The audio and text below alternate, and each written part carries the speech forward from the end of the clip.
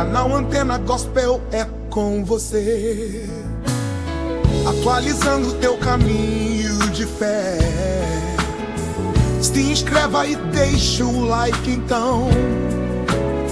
Juntos vamos espalhar essa canção. Minha Antena Gospel está captando algo, e o sinal está vindo forte, chiando, carregado de polêmica diretamente do coração de muitas igrejas pelo Brasil. Meus queridos anteninhas do canal Antena Gospel, minhas anteninhas abençoadas, preparem-se. Porque o tema de hoje é um daqueles que faz o chão tremer e abala as estruturas de muito púlpito por aí. Eu lhes pergunto, e se eu dissesse que neste exato momento uma nova doutrina, vestida com a roupagem do sucesso, da alta performance e da realização pessoal, pode estar sendo pregada na sua igreja como a mais pura verdade do Evangelho?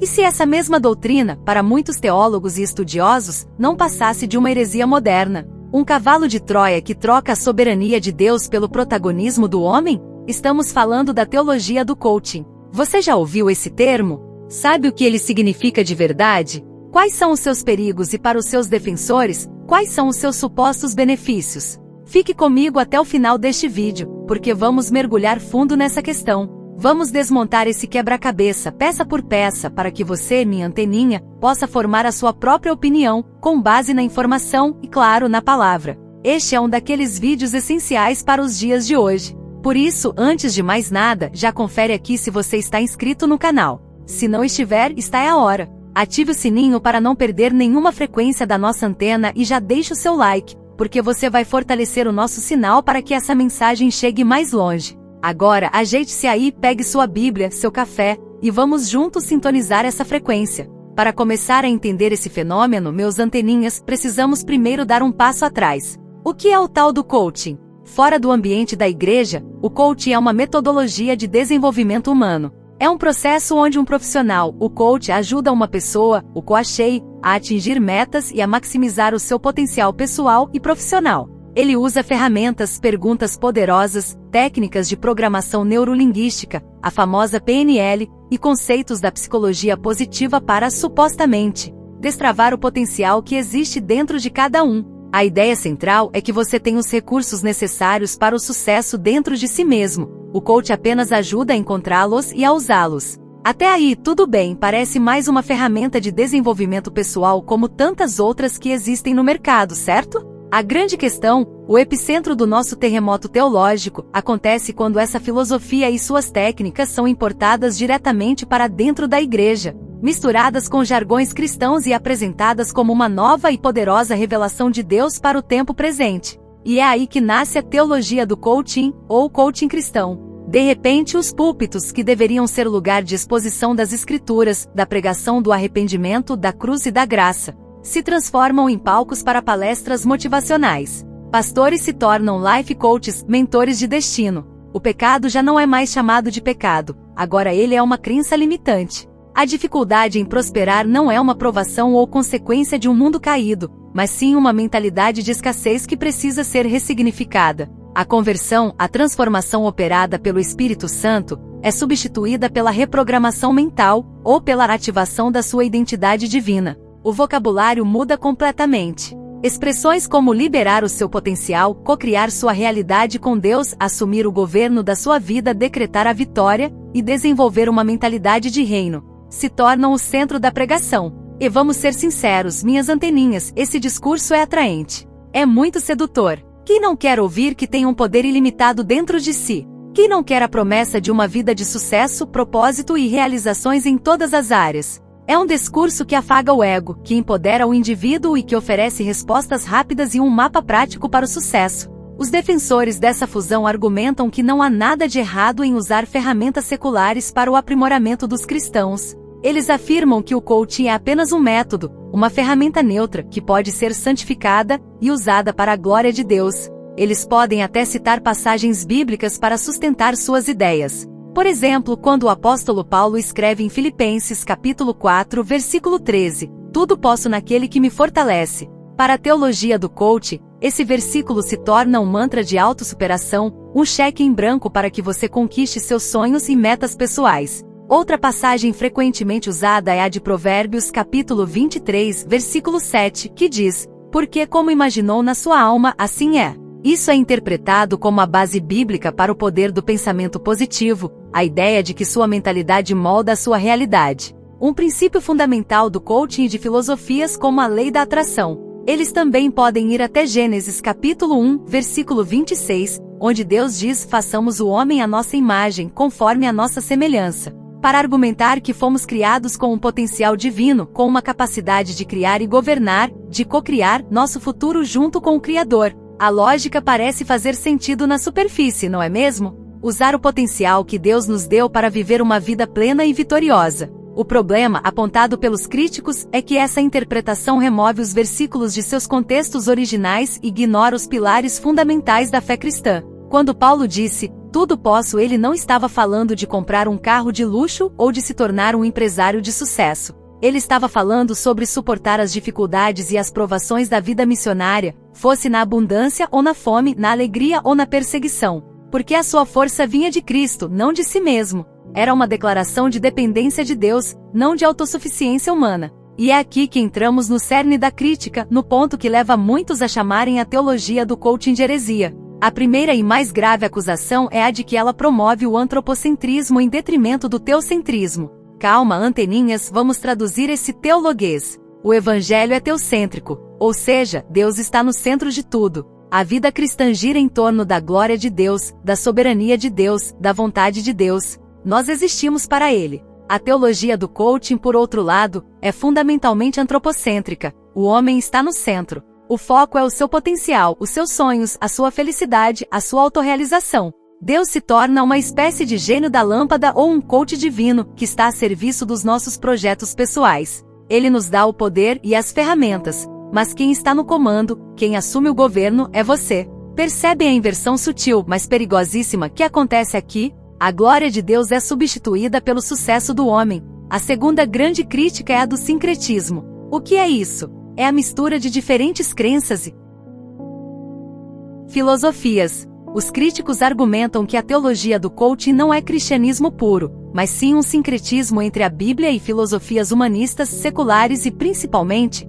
do movimento da nova era. A ideia de que o poder está dentro de você, que você pode criar sua própria realidade com a força da sua mente, que o universo conspira a seu favor, não são conceitos que encontramos na Bíblia. São a espinha dorsal de movimentos esotéricos e da nova era, que foram simplesmente reembalados com uma roupagem cristã. Termos como energia, vibração e frequência começam a aparecer em pregações, disfarçados de unção ou poder do Espírito. A palavra de Deus, que é a verdade absoluta, acaba sendo misturada com filosofias que são fundamentalmente opostas a ela. Isso nos leva ao terceiro e talvez mais devastador ponto, a anulação da doutrina do pecado. No Evangelho, o grande problema da humanidade é o pecado. É a nossa natureza caída, nossa rebelião contra Deus, que nos separa dele e nos torna carentes de um Salvador. A solução para o pecado é o arrependimento e a fé na obra redentora de Jesus Cristo na cruz. Na teologia do coaching, o problema do homem não é mais o pecado.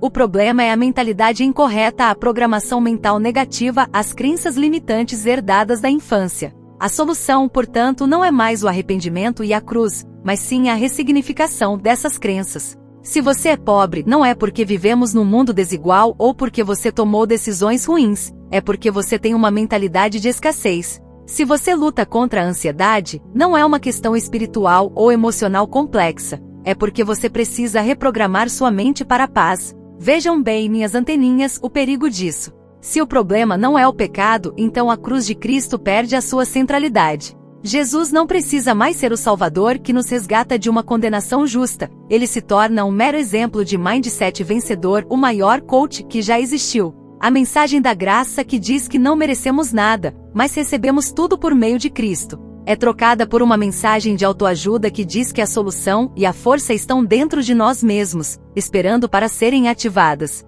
O profeta Jeremias, no capítulo 17, versículo 9, nos dá um diagnóstico bem diferente sobre o nosso interior. Ele diz: enganoso é o coração, mais do que todas as coisas, e perverso. Quem o conhecerá? A Bíblia nos ensina a desconfiar do nosso próprio coração e a depender totalmente de Deus, enquanto essa nova teologia nos ensina a confiar no nosso potencial interior. E claro, não podemos ignorar o quarto ponto, a comercialização da fé.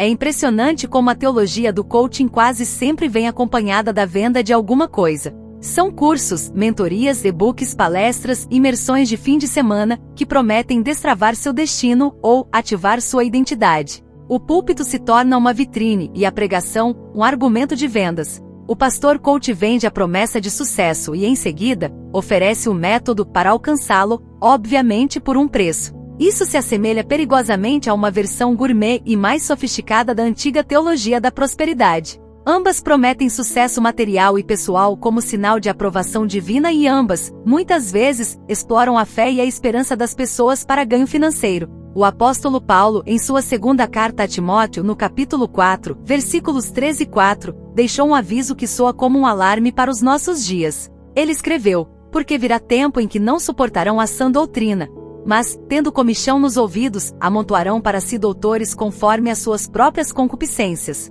e desviarão os ouvidos da verdade, voltando às fábulas. O que é a comichão nos ouvidos? É o desejo de ouvir aquilo que nos agrada, que nos faz sentir bem, que massageia nosso ego. E a teologia do coach é especialista nisso. Ela oferece uma fábula muito bem contada, uma narrativa de empoderamento e sucesso que é muito mais palatável do que a sã doutrina da cruz, do arrependimento, da negação de si mesmo e da dependência total de Deus. Meus queridos anteninhas, a intenção aqui não é fazer uma caça às bruxas ou demonizar pessoas. Sem dúvida, existem muitos líderes e pastores bem-intencionados que adotaram a linguagem do coaching porque genuinamente desejam ajudar seus fiéis a crescerem e a viverem melhor. Eles podem ver como uma simples modernização da linguagem para se conectar com a cultura atual. O problema é que, como diz o ditado, de boas intenções, o inferno está cheio. A questão não é a intenção, mas o conteúdo e as implicações teológicas do que está sendo pregado. O caminho para o engano é sutil, pavimentado com meias-verdades e promessas atraentes. O cristianismo bíblico nos chama para uma transformação de dentro para fora, sim, mas essa transformação é obra do Espírito Santo, não de uma técnica de PNL. É a renovação da nossa mente de que fala Romanos capítulo 12, versículo 2, que acontece quando nos aprofundamos na palavra de Deus, e não quando ressignificamos nossas crenças com base em nossas próprias vontades. A Bíblia nos ensina que a verdadeira prosperidade não é necessariamente financeira ou profissional, mas sim a riqueza espiritual de conhecer a Cristo. O verdadeiro propósito não é encontrar a nossa vocação para o sucesso, mas sim glorificar a Deus em tudo o que fazemos, seja no palácio ou na prisão, como o apóstolo Paulo. Então, como podemos nos proteger e ter discernimento em meio a tudo isso? A resposta é tão antiga quanto a própria fé, voltando para as Escrituras. Precisamos nos tornar como os crentes de Bereia, que, como descrito em Atos capítulo 17, versículo 11, examinavam cada dia nas Escrituras se estas coisas eram assim. Precisamos perguntar: a mensagem que estou ouvindo no púlpito aponta para a minha capacidade ou para a soberania de Deus? Ela me leva à autoajuda ou à dependência do Espírito Santo? Ela exalta o poder da minha mente ou o poder do sangue de Cristo? Ela me chama para o autoaperfeiçoamento ou para o arrependimento? As respostas a essas perguntas nos darão um filtro poderoso para separar o trigo do joio. E agora eu quero passar essa reflexão para vocês, meus anteninhas abençoados. O que vocês pensam sobre tudo isso? A minha antena gospel captou a polêmica, mas é o debate de vocês nos comentários que vai enriquecer essa conversa. Você já se deparou com a teologia do coach na sua igreja ou nas redes sociais? Qual foi a sua experiência? Você acha que é uma ferramenta válida que pode ser usada por cristãos ou a considera uma perigosa distorção do evangelho? Deixe sua opinião aqui embaixo. Vamos conversar, debater com respeito e crescer juntos no conhecimento e na graça. A nossa missão como cristãos em um mundo confuso é nos apegarmos à simplicidade e à profundidade do Evangelho. Uma mensagem que não promete uma vida fácil, mas promete a presença daquele que venceu o mundo. Uma mensagem que não nos coloca no centro, mas nos convida a fazer de Cristo o centro de nossas vidas. Que o nosso foco não seja ativar nosso potencial, mas sim morrer para nós mesmos a cada dia para que Cristo viva em nós. Se este vídeo te ajudou a entender melhor este assunto complexo e te deu ferramentas para o discernimento, não guarde só para você. Compartilhe este vídeo nos seus grupos da igreja, com seus amigos, com seu pastor. Vamos espalhar a luz da informação. E se você ainda não fez isso, se inscreva agora no canal Antena Gospel e ative todas as notificações para não perder a nossa próxima sintonia. O seu like e o seu compartilhamento são o combustível que mantém a nossa antena no ar. Um grande abraço e fiquem na paz.